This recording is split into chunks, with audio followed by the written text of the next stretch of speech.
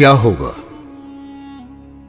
عزیزان گرامی، جنت کے لغوی و شرعی معنی۔ لغت میں جنت کے معنی ہے ایسا باغ جس میں گھنے درخت ہوں۔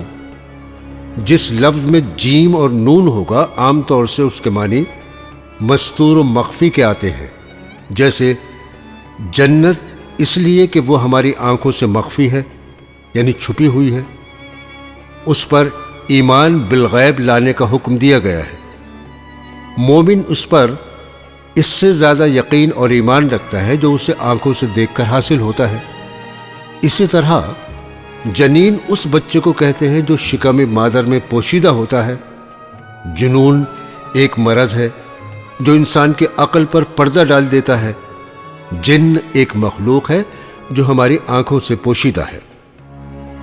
جنت کو جنت اس لیے کہا جاتا ہے کہ اس میں بڑے بڑے سایہ دار پھیلی ہوئی ٹہنیوں والے درخت ہوں گے، یا اس لیے کہ اس میں باغات ہوں گے، یا اس لیے کہ اللہ جل شانہ نے جنتیوں کے لیے آنکھوں کی ٹھنڈک کا عجیب عجیب سامان مستور و پوشیدہ کر رکھا ہے۔ شریعت میں جنت سے وہ ابدی لافانی وسیع و عریض گھر مراد ہے جو اللہ جل شانہ نے اپنے مومن بندوں کے لیے بے شمار نعمتوں، اکرام و اعزاز اور حور و قصور کے ساتھ تیار کر رکھا ہے۔ جنت اور دوزخ دونوں پیدا شدہ موجود ہیں۔ یہی اہل سنت والجماعت، اہل حق کا مذہب ہے۔ یہی قرآن کریم کی بے شمار آیات اور بہت سی احادیث سے ثابت ہے۔ جنت بڑی بہترین، شاندار، پرکیف، پربہار، شاندار اور دیدہ زیب ہے۔ وہاں کی نعمتیں بڑی ابدی اور دائمی ہوں گی۔ وہاں کی راحتیں، آسائشیں اور انعامات بیش بہا ہوں گے۔ وہاں کی ہر چیز سدا بہار اور لازوال ہوگی۔ وہ انبیاء مقربین، صالحین، نیکوکاروں کا دار القرار ہے۔ وہاں تکلیف، رنج و غم اور حزن و ملال کا نام و نشان نہیں ہوگا۔ ذرا سوچئے تو صحیح کہ جنتی کیسے مزے میں ہوں گے۔ چہرے نعمتوں کے حصول سے چمکتے اور دیدار ذوالجلال کی وجہ سے تر و تازہ اور پر نور ہوں گے۔ ارشاد خداوندی ہے اور ان کو تازگی اور خوشی عطا کرے گا۔ موتیوں سے بنے ہوئے خیموں میں تہ بتہ بسترے اور زمرد کے ممبروں پر بیٹھے ہوں گے۔ فرمایا تکیہ لگائے ہوں گے برابر بچھے ہوئے تختوں پر۔ سورہ رحمان کی 76ویں آیت ہے جس کا ترجمہ ہے، یہ لوگ تکیہ لگائے ہوں گے سبز مسندوں اور عجیب اور خوبصورت کپڑوں کے فرش پر گاؤ تکیوں سے ٹیک لگائے ہوں گے۔ شراب، شہد، دودھ اور پانی کی نہروں کے کنارے بیٹھے ہوں گے۔ خدمت گزار لڑکے، خادم چاروں طرف اشارے کے منتظر ہوں گے۔ فرمایا سورہ طور آیت نمبر 24، اور ان کے پاس لڑکے آئے جائیں گے جو ان کے لیے ہیں گویا وہ محفوظ موتی ہیں۔ سورہ واقعہ میں آیت نمبر 17 میں ارشاد باری تعالیٰ ہے، اور ان کے پاس لڑکے آئے جائیں گے جو ہمیشہ لڑکے ہی رہیں گے۔ حسین و جمیل، بڑی بڑی آنکھوں والی حوریں ان کی منتظر ہوں گی، جن کا وصف یوں ذکر فرمایا گیا ہے۔ سورہ رحمان آیت 56، 57، 58۔ ان مکانات میں نیچی نگاہ والیاں ہوں گی کہ ان لوگوں سے پہلے ان پر کسی انسان نے تصور کیا ہوگا نہ جن نے، گویا وہ یاقوت مرجان ہے۔ سورہ رحمان آیت 70، 72۔ ان میں اچھی سیرت والیاں، اچھی صورت والیاں ہوں گی، گورے رنگ والیاں خیموں میں محفوظ ہوں گی۔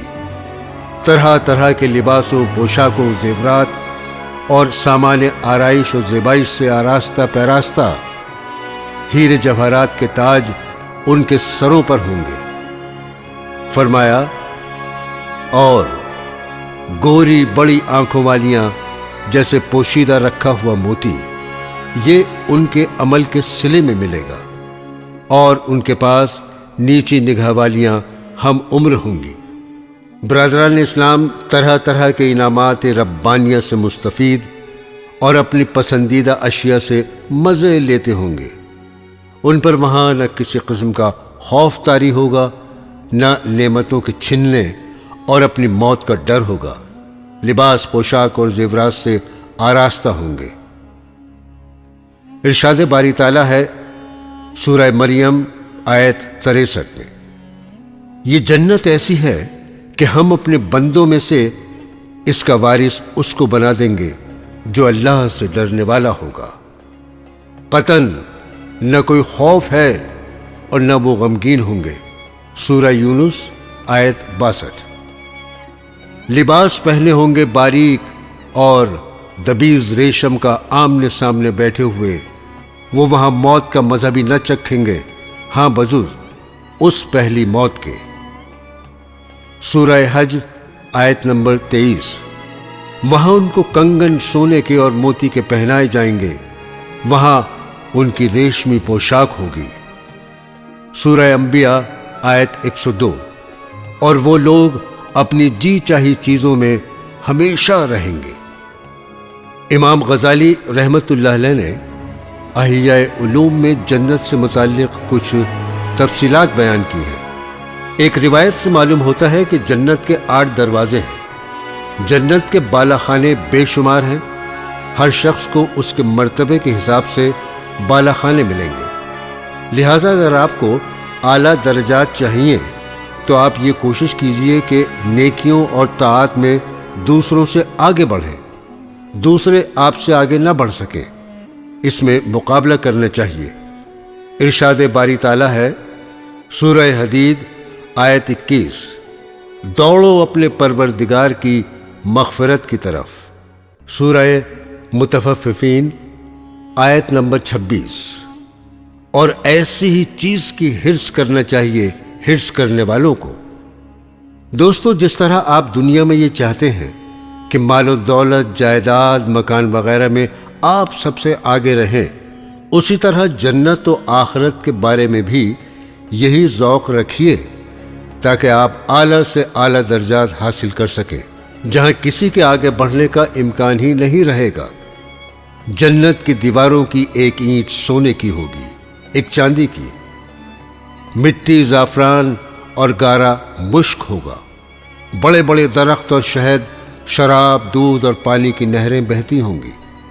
درختوں کے تنے سونے، چاندی اور موتیوں کے ہوں گے، پھلوں سے لدے ہوئے ہوں گے۔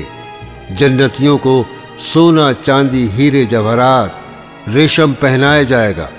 ان کے کپڑے نہ پرانے ہوں گے نہ بوسیدہ، جوانی کو کبھی گھن نہیں لگے گا، ہمیشہ 30-35 سال کے سدا بہار جوان رہیں گے۔ پسینے سے مشک کی خوشبو آتی ہوگی۔ جنتیوں کا کھانا مختلف قسم کے پھل، موٹے تازے پرندے، من و سلوہ، دودھ، شہد اور دوسری بے شمار چیزیں ہوں گی، دیکھنے میں ایک جیسی لیکن ذائقہ مختلف ہوگا۔ ارشاد باری تعالیٰ ہے سورہ بقرہ آیت نمبر 25، انہیں جب کوئی پھل کھانے کو دیا جائے گا تو وہ بول اٹھیں گے کہ یہ تو وہی ہے جو ہمیں اس سے قبل مل چکا ہے، اور انہیں وہ واقعی دیا ہی جائے گا، ملتا جلتا ہوگا۔ حضرت حسن بصری رحمت اللہ علیہ سے منقول ہے کہ جنت کے انار بڑے ڈول کے برابر ہوں گے، اس کی نہریں ایسے پانی کی ہوں گی جو کبھی بدبودار نہیں ہوگا، ایسے دودھ کی نہریں ہوں گی جس کے مزے میں تغیر نہیں آئے گا، خالص ایسے شہد کی نہریں ہوں گی جو انسانوں کا صاف کیا ہوا نہ ہوگا، ایسی شراب کی نہریں ہوں گی جو بڑی لذیذ ہوں گی، پینے والے اسے پی کر مدہوش نہ ہوں گے، نہ اس سے سر میں درد ہوگا۔ وہاں ایسی نعمتیں ہوں گی جنہیں نہ کسی آنکھ نے دیکھا ہوگا، نہ کسی نے سنا ہوگا، نہ کسی دل پر ان کا خیال گزرا ہوگا۔ عیش و عشرت میں مزے کرنے والے 33 سال کے ہم عمر شہزادے ہوں گے۔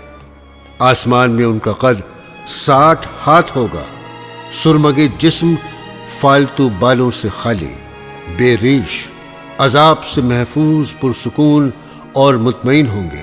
اس میں درختوں کی جڑیں، تنے اور بیلیں موتیوں کی ہوں گی۔ ان کے پھلوں کا علم اللہ جل شانہ کو ہے، اس کی خوشبو 500 سال کی مسافت سے آئے گی۔ وہاں ہلکے پھلکے اونٹ، گھوڑے ہوں گے، ان کے کجاوے، لگامیں اور زینہ یاقوت کی ہوں گی۔ ایک دوسرے کی زیارت کریں گے، ان کی بیویاں بڑی بڑی آنکھوں والی حوریں ہوں گی۔ وہ محفوظ، چھپے چھپائے رکھے ہوئے انڈے کی طرح صاف ستھری ہوں گی۔ ایک ایک عورت اپنی 2 انگلیوں کے درمیان 70 پوشاکیں تھامے ہوگی۔ وہ انہیں پہنے گی، لیکن وہ اتنی لطیف اور شفاف اور باریک ہوں گی کہ ان کے اندر سے ان کی پنڈلیوں کا گوشت نظر آئے گا۔ اللہ تعالیٰ نے ان کے اخلاق پاکیزہ کر دیے ہوں گے، ان کے جسم مرنے سے محفوظ ہوں گے۔ وہاں نہ ناک سے رطوبت آئے گی، نہ منہ سے تھوک، نہ پیشاب آئے گا، نہ پاخانہ، ڈکار آئے گی، نہ کھانا ہضم ہوگا۔ مشک کا خوشبودار پسینہ آئے گا، اور انہیں وہاں صبح و شام رزق ملے گا۔ جنت میں جو شخص سب سے آخر میں داخل ہوگا اور سب سے کم درجے کا ہوگا، اس کی مملکت تا حد نگاہ 100 سال کی مسافت تک پھیلی ہوگی۔ سونے اور چاندی کے محلات اور موتیوں کے خیمے ہوں گے۔ اس کی نگاہ اتنی تیز کر دی جائے گی کہ وہ دور کی جگہ کو قریب کی طرح دیکھے گا۔ اس کا صبح کا کھانا 70,000 سونے کی پلیٹوں میں لایا جائے گا، اور اسی طرح شام کا کھانا بھی ہر پلیٹ میں ایسا کھانا ہوگا جو دوسری میں نہیں ہوگا، اور اسے آخری پلیٹ کا مزہ بھی اسی طرح آئے گا جس طرح پہلی پلیٹ کا مزہ آیا تھا۔ جنت میں ایک موتی ہوگا جس میں 70,000 گھر ہوں گے، ہر گھر میں 70,000 کمرے ہوں گے، وہاں نہ کوئی سوراخ ہوگا نہ شگاف ہوگا۔ حضرت ابو ہریرہ رضی اللہ تعالیٰ عنہ نے فرمایا، جنت میں ایک ایسی حور ہوگی جسے اینا کہا جاتا ہوگا۔ جب وہ چلے گی تو اس کے دائیں بائیں 70,000 خادمائیں چلیں گی۔ وہ حور یہ کہتی ہوگی، کہاں ہیں وہ لوگ جو اچھی باتوں کا حکم دیتے اور بری باتوں سے روکتے تھے؟ حضرت یحییٰ بن معاذ رحمۃ اللہ علیہ نے فرمایا، دنیا کا ترک بہت مشکل کام ہے، اور جنت سے محروم رہ جانا اس سے بھی شدید ہے۔ آخرت کا مہر دنیا کا ترک کرنا ہی ہے۔ نیز یہ بھی فرمایا، دنیا کے پیچھے پڑنا ذلت کا ذریعہ ہے، اور آخرت کی طلب کرنا موجب عزت ہے۔ تعجب ہے اس شخص پر جو فانی کو طلب کر کے ذلت پسند کرتا ہے، اور باقی رہنے والی ابدی نعمت کو طلب نہ کر کے عزت و جاہ کو چھوڑ دیتا ہے۔ برادران اسلام، حضرت انس رضی اللہ تعالی عنہ نے فرمایا کہ رسول اللہ صلی اللہ تعالی علیہ وسلم نے فرمایا، اللہ کے راستے میں ایک صبح یا ایک شام کا نکلنا دنیا اور جو کچھ اس میں ہے سب سے بہتر ہے، اور جنت کی عورتوں میں سے ایک عورت زمین کی طرف جھانک لے تو ان دونوں یعنی جنت اور دنیا، آسمان و زمین کے درمیان کا حصہ سب روشن ہو جائے، اور ان دونوں کے درمیان خوشبو مہک جائے، اور اس کے سر کا دوپٹہ دنیا اور اس میں جو ہے سب سے بہتر ہے۔ اللہ کے راستے میں نکلنے پر اتنا عظیم ثواب ملتا ہے جس کا مقابلہ اس دنیا سے نہیں کیا جا سکتا۔ جنت کی عورتیں ایسی خوبصورت ہوں گی کہ ان کے پرتوں سے سارا جہاں روشن ہو جائے گا۔ جن کے جسم کی خوشبو اور دوپٹے کا یہ حال ہے، خود وہ کس قدر حسین ہوں گی اس کا اس دنیا میں اندازہ نہیں لگایا جا سکتا۔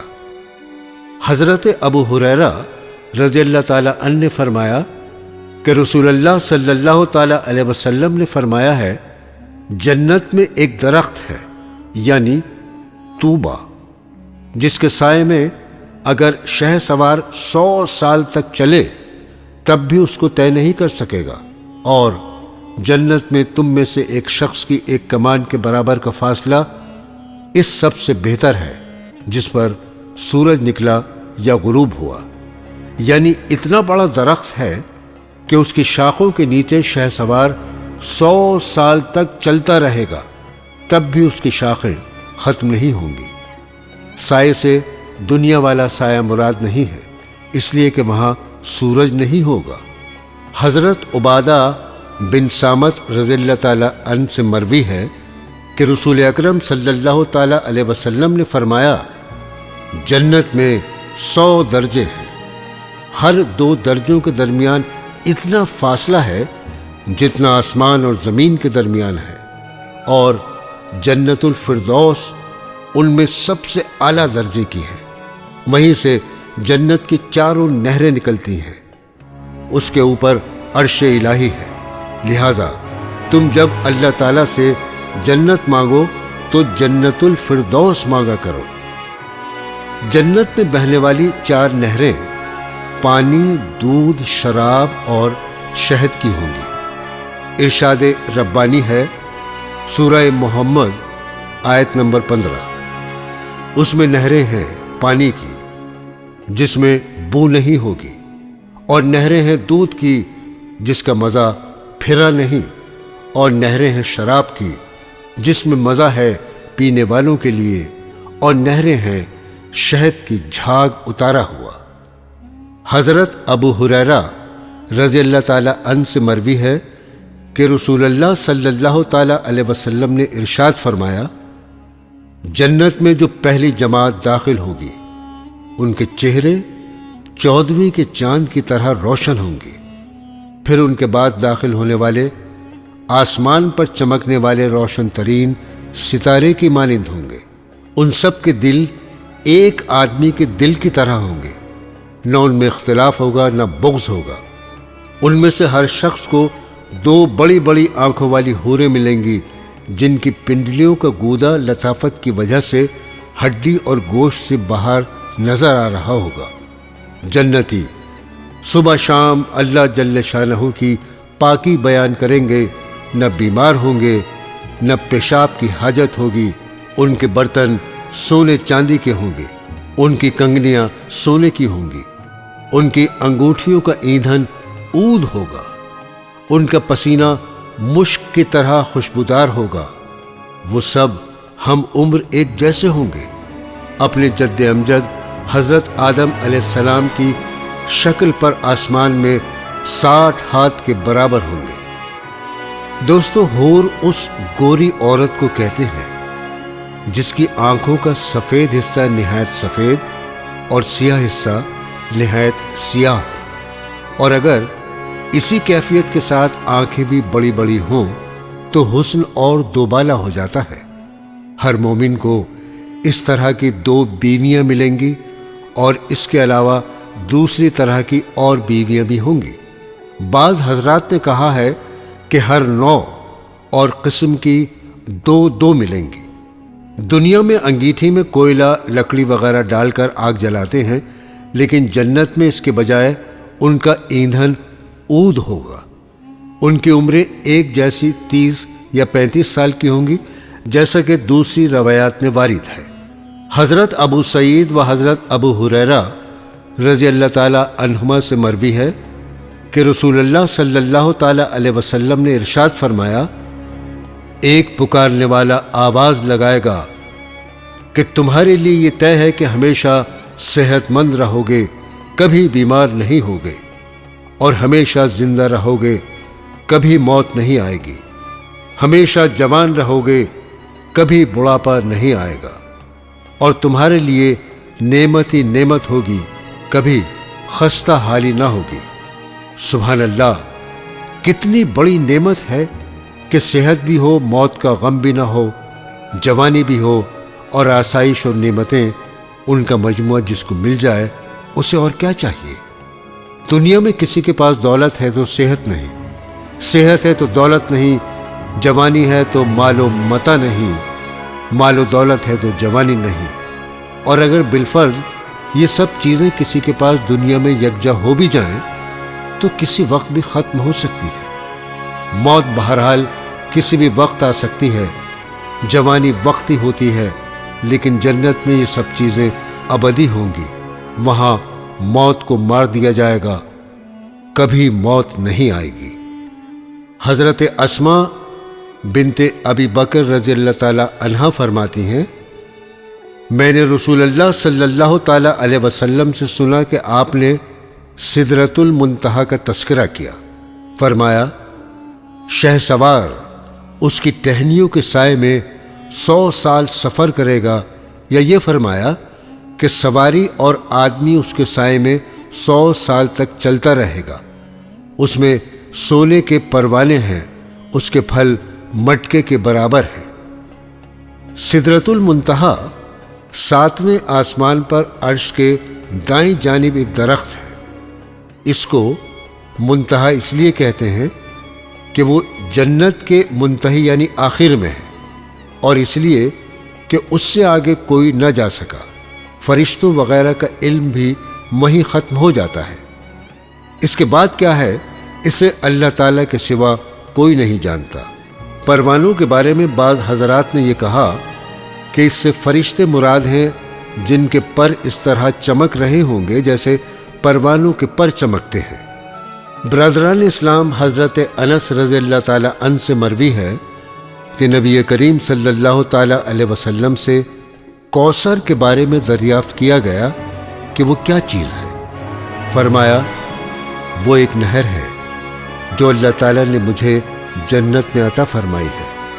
وہ دودھ سے زیادہ سفید اور شہد سے زیادہ شیریں ہے۔ اس میں ایسے پرندے ہیں جن کی گردنیں اونٹوں کی گردنوں کی طرح ہیں۔ حضرت عمر رضی اللہ تعالیٰ عنہ نے فرمایا، یہ پرندے تو بڑے لذیذ ہوں گے۔ رسول اللہ صلی اللہ تعالیٰ علیہ وسلم نے فرمایا، اس کے کھانے والے ان سے بھی اچھے ہوں گے۔ یہ وہی حوض کوثر ہے جس کا تذکرہ قرآن کریم میں سورہ کوثر میں موجود ہے۔ اس میں مومن جائیں گے، ستاروں سے زیادہ وہاں جام رکھے ہوں گے۔ جو وہاں سے ایک مرتبہ پی لے گا پھر کبھی پیاسا نہیں ہوگا۔ اس نہر پر آنے والے ایسے پرندے ہوں گے جو نہایت پرگوشت اور لذیذ ہوں گے، اور کیوں نہ ہو، جبکہ یہ رب ذوالجلال کی مہربانی ہے، میزبانی ہے۔ حضرت حکیم بن معاویہ رضی اللہ تعالیٰ عنہ نے فرمایا کہ رسول اللہ صلی اللہ تعالیٰ علیہ وسلم نے ارشاد فرمایا، جنت میں پانی، شہد، دودھ اور شراب کے بڑے بڑے دریا ہوں گے، بعد میں پھر ان میں سے نہریں نکلیں گی۔ یعنی جنتی جب جنت میں داخل ہو جائیں گے تو اس سے نہریں نکل نکل کر جنتیوں کے محلات میں پہنچیں گی۔ ہر شخص کو چاروں نہروں سے سیراب کیا جائے گا، اور چاروں نہریں ہر شخص کے زیر تصرف رہیں گی۔ حضرت جابر رضی اللہ تعالیٰ عنہ سے مروی ہے کہ رسول اکرم صلی اللہ تعالیٰ علیہ وسلم سے ایک صاحب نے دریافت کیا، کیا جنتی سوئیں گے؟ فرمایا، نیند موت کا بھائی ہے اور اہل جنت کبھی مریں گے نہیں۔ نیند تھکاوٹ دور کرنے اور نشاط پیدا کرنے کے لیے آتی ہے۔ وہاں نہ تھکاوٹ ہوگی، نہ سستی ہوگی، نہ پریشانی ہوگی، نہ غم و اندو۔ وہاں تو بس راحت ہی راحت ہوگی، لذت ہی لذت اور نشاط ہوگا۔ حضرت ابو ذر رضی اللہ تعالیٰ عنہ نے فرمایا کہ میں نے رسول اللہ صلی اللہ تعالیٰ علیہ وسلم سے دریافت کیا، کیا آپ نے اللہ جل شانہ کا دیدار کیا ہے؟ فرمایا، وہ تو نور ہیں، میں انہیں کس طرح دیکھ سکتا؟ یعنی اللہ جل شانہ نوروں کے نور اور سب سے بڑے نور ہیں۔ ارشاد ہے سورہ نور آیت نمبر 35، اللہ ہی آسمانوں اور زمین کا نور ہے، یعنی اللہ جل شانہ ظاہر بنفسہ ہی ہے۔ دنیا کا ذرہ ان کے وجود پر دلالت کرتا ہے۔ دنیا کو منور اور روشن کرنے والے اللہ تعالیٰ ہی ہیں۔ اللہ جل شانہ کے نور کو دیکھنا کس کے بس کی بات ہے؟ اللہ جل شانہ نے نور کو اپنے اور بندوں کے درمیان حجاب بنایا ہوا ہے۔ جس طرح تاریکی اور ظلمت دیکھنے کے درمیان رکاوٹ بنتی ہے، اسی طرح تیز روشنی بھی آنکھوں کو چکا چوند کر دیتی ہے اور آنکھیں اس کے دیکھنے سے عاجز آ جاتی ہیں۔ تو معنی یہ ہوئے کہ وہ تو نور ہے، میں بھلا انہیں کس طرح دیکھ سکتا ہوں؟ یا اس کے معنی یہ ہے کہ میں نے صرف نور ہی نور کو دیکھا، ذات باری تعالیٰ کو نہ دیکھ سکا۔ نور ذات الہی کے دیدار کے درمیان رکاوٹ بن گیا۔ میں نے ایک بڑی پر نور ذات کی زیارت کی ہے۔ حضرت مسروق رحمۃ اللہ علیہ نے فرمایا، میں حضرت عائشہ رضی اللہ تعالی عنہ کے پاس حاضر ہوا اور عرض کیا کہ حضرت محمد صلی اللہ تعالی علیہ وسلم نے اللہ جل شانہ کا دیدار کیا ہے؟ انہوں نے فرمایا، تم نے ایسی بات کی ہے جس سے میرے رونگٹے کھڑے ہو گئے ہیں۔ میں نے عرض کیا، ذرا سکون سے کام لیجیے۔ پھر میں نے یہ آیت کریمہ تلاوت کی جس کا ترجمہ ہے سورہ نجم آیت نمبر 18۔ انہوں نے اپنے پروردگار کی قدرت کے بڑے بڑے عجائبات دیکھے تو انہوں نے فرمایا، یہ آیت کریمہ تمہیں کہاں لے جا رہی ہے؟ یعنی تم اس کا غلط مطلب سمجھ رہے ہو۔ اس سے حضرت جبرائیل علیہ السلام مراد ہے۔ تمہیں یہ کس نے بتلایا ہے کہ حضرت محمد صلی اللہ تعالی علیہ وسلم نے اپنے پروردگار کو دیکھا تھا؟ یا آپ نے کسی ایسی بات کو چھپایا جس کے بتلانے کا آپ کو حکم دیا گیا تھا؟ یا آپ ان کی 5 باتوں کو جانتے ہیں جن کے بارے میں اللہ تعالیٰ نے فرمایا سورہ لقمان آیت نمبر 34، بے شک اللہ ہی کو قیامت کی خبر ہے اور وہی میں برساتا ہے۔ تو اس نے بڑا بہتان باندھا۔ البتہ آپ صلی اللہ تعالی علیہ وسلم نے جبرائیل علیہ السلام کو ان کی اصلی صورت اور شکل میں صرف 2 مرتبہ ہی دیکھا تھا۔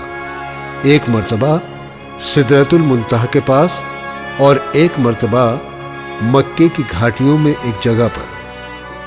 حضرت جبرائیل علیہ السلام کے 600 پر تھے جنہوں نے افق کو بھر رکھا تھا۔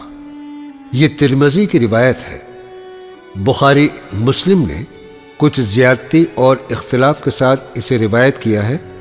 ان کی روایت میں ہے، مسروق نے کہا، میں نے حضرت عائشہ رضی اللہ تعالی عنہ سے عرض کیا، سورہ نجم آیات 8 اور 9۔ پھر وہ نزدیک ہوا اور زیادہ نزدیک ہوا، سو 2 کمانوں کا فاصلہ رہ گیا، بلکہ اور بھی کم۔ کا کیا مطلب ہے؟ حضرت عائشہ رضی اللہ تعالی عنہ نے فرمایا، یہ تو حضرت جبرائیل علیہ السلام کے بارے میں ہے۔ وہ انسانی شکل میں آیا کرتے تھے، اس مرتبہ وہ اپنی اصلی شکل و صورت میں آئے تھے، اس سے افق بھر گیا تھا۔ طوبہ جنت کا ایک درخت ہے جس کی کوئی نہ کوئی ٹہنی جنت کے ہر گھر پر سایہ فگن ہوگی۔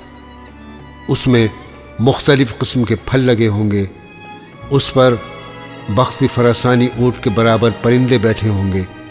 جنتیوں میں سے جب کوئی شخص ان پرندوں میں سے کسی کو کھانے کا خواہش مند ہوگا، اسے بلائے گا، وہ آ کر اس کے دسترخوان پر گر جائے گا۔ اس کا ایک حصہ گوشت کی بوٹیوں کی شکل میں بن جائے گا، دوسرا حصہ بھنے گوشت کی شکل میں۔ وہ اس سے کھائے گا، جب کھا چکے گا تو پھر وہ پرندہ بن کر اڑ جائے گا۔ یہ ہے کمال، انعام اور حسن خالقیت۔ انسان کی تمنا اور خواہش بھی پوری ہوگی اور اس میں کوئی مشقت بھی نہ ہوگی، اور پھر ایک پرندہ طرح طرح کی ڈش بن کر جنتی کا دل خوش کرے گا۔ دوستو، ایک زاہد کے بارے میں لکھا گیا ہے کہ وہ نمک اور سبزی بغیر روٹی کے کھا رہے تھے۔ ایک صاحب نے ان سے کہا، آپ نے اس پر اکتفا کر رکھا ہے؟ انہوں نے جواب دیا، دنیا کو آخرت کمانے کے لیے پیدا کیا گیا ہے، لیکن تم نے دنیا کو قضائے حاجت ہی کی جگہ بنا لیا ہے کہ عمدہ سے عمدہ چیزیں کھا کر بیت الخلا چلے جاتے ہو۔ میں تو کمر سیدھی رکھنے اور عبادت کی ادائیگی کے لیے کھاتا ہوں تاکہ جنت تک پہنچ جاؤں۔ ابن آدم، تو دوزخ کے خریدنے کے لیے تو بہت پیسے خرچ کرتا ہے، لیکن جنت معمولی سی قیمت پر بھی نہیں خریدتا۔ دوستو، اس کا مطلب یہ ہے، اگر کوئی فاسق و فاجر اپنے جیسے لوگوں کی ضیافت کرنا چاہتا ہے تو اس پر سینکڑوں روپے بڑے آرام سے خرچ کر دیتا ہے اور اسے کچھ بھی محسوس نہیں ہوتا، گویا وہ پیسوں میں دوزخ خریدتا ہے۔ اور اگر وہ اللہ تعالیٰ کے لیے 2-4 روپے خرچ کر لے، غربا اور مساکین کو بلا لے اور ان کی دعوت کر دے، یہ بات اس کے لیے جنت کا عوض بنے گی۔ یہ اس پر بہت شاک گزرتی ہے۔ جنت کی تمام نعمتوں کی دنیا میں نظیر پائی جاتی ہے، چنانچہ جنتی کھائیں پیئیں گے لیکن پیشاب پخانے کی ضرورت نہیں پڑے گی۔ اس کی نظیر دنیا میں اس طرح ہے جیسے ماں کے پیٹ میں بچہ، جنتیوں کو خادم ملیں گے۔ انسان جس چیز کی تمنا کرے گا وہ اس کا حکم ملنے سے قبل اسے حاضر کر دیں گے۔ انہیں ان کی مرغوب چیز اور ان کی خواہش کا ان کے منہ سے کہنے سے قبل علم ہو جائے گا۔ دنیا میں اس کی نظیر انسان کے اعضاء ہیں کہ انسان کو جب کسی چیز کی خواہش ہوتی ہے تو اس کے اعضاء اسے پہچان لیتے ہیں اور وہ اس کے حکم دینے اور منہ سے کہنے سے قبل اس کی خواہش پوری کر دیتے ہیں۔ جنت میں ایک درخت ہے جس کا نام طوبہ ہے، جس کا پہلے بھی ذکر کیا گیا۔ اس کی جڑ نبی کریم صلی اللہ تعالیٰ علیہ وسلم کے دولت قدے میں ہوگی اور اس کی شاخیں ہر گھر اور جنت کے ہر گوشے میں ہوں گی۔ اس کی نظیر سورج ہے کہ اس کی روشنی ہر گھر اور ہر جگہ پہنچتی ہے۔ یہ پہاڑ گھونسلے سوراخ میں داخل ہوتی ہے اور تمام دنیا میں پھیل جاتی ہے۔ حضرت یحییٰ بن معاذ رحمۃ اللہ علیہ نے فرمایا، دنیا کا چھوڑنا بہت مشکل ہے اور جنت کا چھوڑنا اس سے بھی مشکل ہے، اور جنت کا مہر دنیا کا چھوڑنا ہے جیسے دنیا میں ہر چیز کا ایک عوض ہوتا ہے۔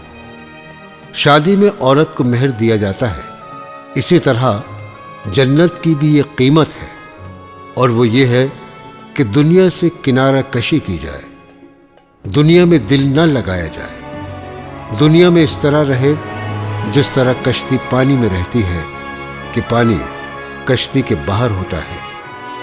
اگر وہ دل میں خدا کی محبت رچی بسی ہو، ہاں، دنیا دارالعمل ہے، آخرت کی کھیتی ہے، اس لیے آخرت کی تیاری میں لگا رہے۔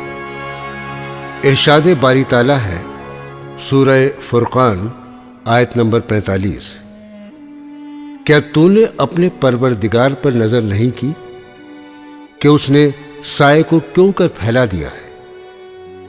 نبی کریم صلی اللہ تعالیٰ علیہ وسلم سے مروی ہے، فرمایا، کیا میں تمہیں ایک ایسی گھڑی کے بارے میں نہ بتلاؤں جو اہل جنت کے وقت کے مشابہ ہے؟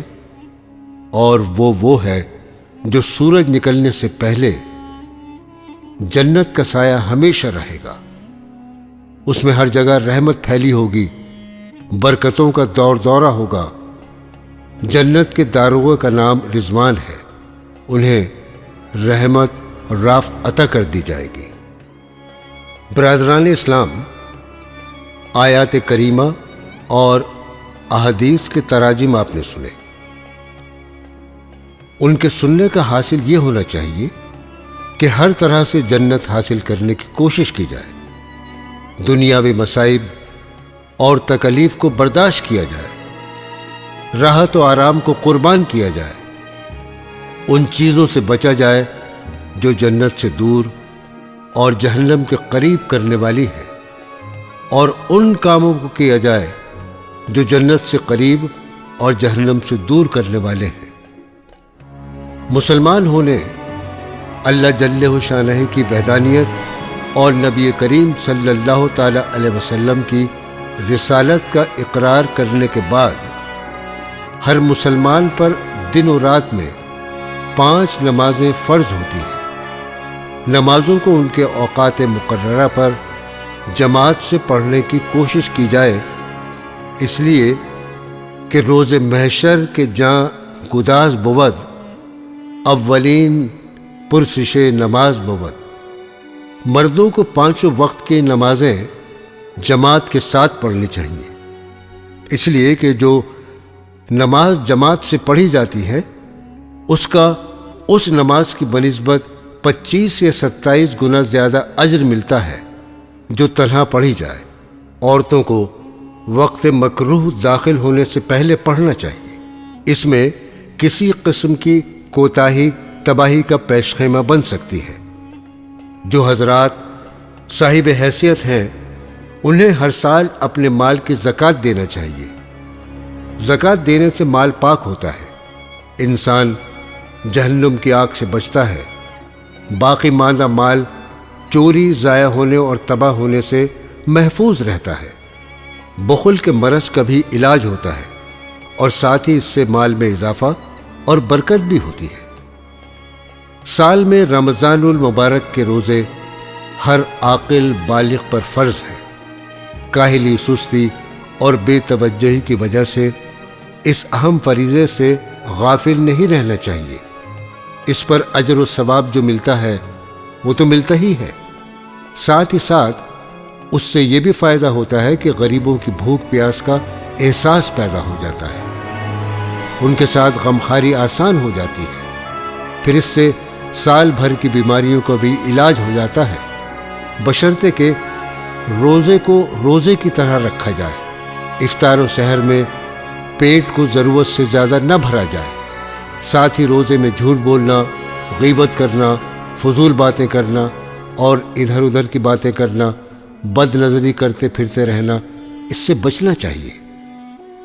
جن حضرات کے پاس دولت ہے وہ حج اور عمرہ کریں، حج سے گناہ معاف ہو جاتے ہیں۔ اسلام کی بنیادوں میں سے ایک بنیاد ہے اللہ جل شانہ کے عشق میں مست ہو کر حاجی لباس پوشاک گرمی، سردی، بھوک، پیاس سب سے بے نیاز ہو کر تلبیہ پڑھتا ہوا نکلتا ہے۔ کبھی مکہ مکرمہ میں بیت اللہ کا طواف ہو رہا ہے، کبھی صفا و مروہ کے درمیان سعی، کبھی آب زمزم ایمان و یقین کو بڑھا رہا ہے، کبھی غلاف کعبہ کو پکڑ کر اپنی غلطیوں، کوتاہیوں اور گناہوں کی معافی کے اسباب مہیا کیے جا رہے ہیں، کبھی مینا میں ہے تو کبھی میدان عرفات میں، کبھی رمی ہو رہی ہے، کبھی ذبح و حلق و قصر۔ قرآن کریم کی تلاوت روزانہ کرنی چاہیے۔ دن کی ابتدا اللہ جل شانہ کے مبارک کلام سے ہو، روزانہ 1 سپارہ پڑھ سکیں تو سبحان اللہ، ورنہ جتنا ہو سکے روز ضرور پڑھیں۔ قرآن کریم پڑھنا باعث اجر و ثواب اور موجب دخول جنت ہے۔ قرآن کریم پڑھنے والا اللہ تعالیٰ سے مخاطب ہوتا ہے۔ جس نے قرآن پڑھا گویا کیا حق سے کلام، واہ کیا قرب کا سامان ہے قرآن شریف۔ قرآن کریم میں مذکور احکامات پر عمل کیا جائے اور ان چیزوں سے بچا جائے جن سے بچنے کا حکم دیا گیا ہے۔ پچھلی قوموں کے واقعات سے درس عبرت حاصل کیا جائے، بچوں کو پڑھایا جائے، ان کو حافظ بنایا جائے، ہو سکے تو اس کے معنی اور مطالب سمجھنے کی کوشش کریں۔ ضرورت کے مطابق روزمرہ کی زندگی سے متعلق احکام سیکھیں تاکہ جس وقت اللہ تعالیٰ کا جو حکم ہو اس پر نبی کریم صلی اللہ تعالیٰ علیہ وسلم کی سنت کے مطابق عمل ہو سکے۔ اتنا علم دین حاصل کرنا ہر مرد و عورت پر فرض ہے جس سے روزے، نماز وغیرہ کو صحیح طور سے ادا کر سکے۔ بچوں کو بچپن ہی سے ان کی عمر کے مطابق احکام و مسائل سکھانے چاہیے۔ غریبوں، مسکینوں، محتاجوں، بیواؤں ضرورت مندوں اور حاجت مندوں کے ساتھ نرمی سے پیش آیا جائے۔ اس کے ساتھ ہی جو غمخواری اور امداد و معاونت ہو سکے کیجیے۔ اللہ تعالیٰ کے نام پر جتنا ہو سکے روزانہ صدقہ و خیرات کر کے ذخیرہ آخرت بنائیے۔ بیوی بچوں، رشتہ داروں، دوستوں اور پڑوسیوں سے متعلق احکام جانیے، ان کے حقوق سمجھیے، انہیں ادا کیجیے تاکہ روز قیامت ان کی وجہ سے آپ کی گرفت نہ ہو۔ یاد رکھیے، آپ سے آپ کے بیوی بچوں، آپ کے ماتحتوں، رشتہ داروں اور محلے والوں کے بارے میں بھی باز پرس ہوگی۔ اچھی باتوں کا حکم دیتے رہیے۔ اگر کسی کو غلط کام کرتا دیکھیں تو نہایت حکمت، تدبر، تدبیر اور سلیقے سے اسے اس کا نقصان ذہن نشی کرا کر اس سے باز رہنے کی ترغیب دیجیے۔ اس کی حقارت یا توہین کا پہلو کسی بھی صورت میں اختیار مت کیجیے، ورنہ بجائے فائدے کے نقصان ہوگا۔ یہ یاد رکھیے کہ آپ جو بھی اچھے کام، نیکیاں، عبادات وغیرہ لوگوں میں جاری کرا جائیں، جتنا اجر ان کے کرنے والوں کو ملے گا اتنا ہی ثواب آپ کو اس کا ذریعہ بننے کی وجہ سے ملتا رہے گا۔ جو شخص کسی کی خیر کی طرف رہنمائی کرتا ہے اسے اتنا ہی اجر ملتا ہے جتنا اس کے کرنے والے کو ملتا ہے، لیکن اس سے اس کے کرنے والے کے اجر میں کوئی کمی نہیں آتی۔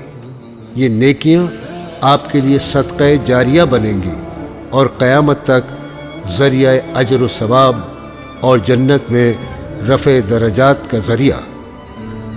اپنے بچوں کو شروع سے قرآن کریم کی تعلیم دیں اور کوشش کریں کہ وہ آپ کے لیے ذخیرہ آخرت بنے، جس کا طریقہ یہ ہے کہ انہیں علم دین کی تعلیم دیجیے۔ ان کی دنیا اور دین بھی سنور جائے گا اور آپ کے لیے بھی باعث اجر و ثواب ہوگا۔ بصورت دیگر ان کی اخلاقی بربادی، عملی کوتاہیوں وغیرہ کے آپ مسئول ہوں گے۔ آپ کا گریبان ہوگا، ان کا ہاتھ ہوگا۔ اس فریضے کو سمجھنا چاہیے۔ بزرگوں کی صحبت میں لے جائیے انہیں، اللہ والوں سے ملائیے، ان کے لیے اچھے ساتھیوں کا انتخاب کیجیے، نماز روزے کا پابند بنائیے، شروع سے ان کی دینی تربیت کا خوب اہتمام کیجیے۔